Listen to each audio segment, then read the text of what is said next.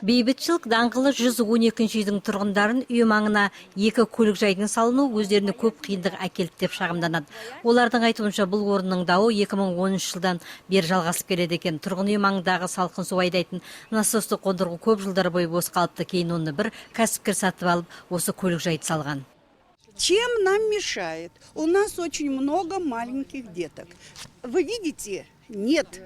Біздің тұрғын үйде кішкентай балалар көп, олардың ойнайтын алаңдары жоқ. Енді гараж салынған. Енді үй алдындағы алаңда тарылып қалды. Мұнда келетін көліктерді көбейген. Тіпті жаз мезгілінде машинаның газынан демала алмайсың. Тұрғындар балалар ойнайтын жердің жоқтығын айтады. Олардың айтуынша бұл үйде көп балалы отбасыларда бар екен. Но это же будут здесь машины, и грязь, и все будет. Поэтому мы против. Вот даже эти машины нам мешают.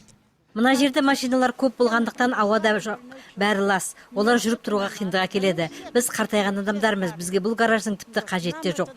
Оның орнына балалар үшін алаң салса болады ғой. Біздің үйде балалар көп, тіпті бір отбасында 10 бала бар. Олардың сыртқа шыққанда ойнайтын жері де жоқ.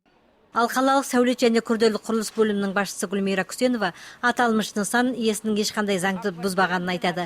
Кәсіпкер азамат жерді заң талаптары бойынша жекеге сатып алған. Бөлім басшысының мәліметінше 10 көлік жай салынса, талап бойынша ол тұрғын үйден 10 метр қашықта орналасуы тиіс екен. Ал бұл жерде екеуі 12 метр жерде. Если у них восстановят это здание, я думаю, для жителей это должно быть как-то приятно, наоборот. Это здание будет с хозяином. К нему всегда можно предъявить претензии по уборке к территории. Согласны вы? Оно будет закрыто. Там дети не будут прыгать с гаражей, как они раньше прыгали. Там же тоже были случаи, когда ребенок спрыгнул в 2012 году и ногу поломал или еще что-то. Я тут сейчас точно не могу вспомнить, но такие случаи были. И поэтому сегодня у человека все нормально с документами. Он ничего не нарушил. Он все сделал согласно документов. Я считаю, что а остальные вопросы, там, что жителям не нравится, есть суд, пожалуйста, пусть обращаются.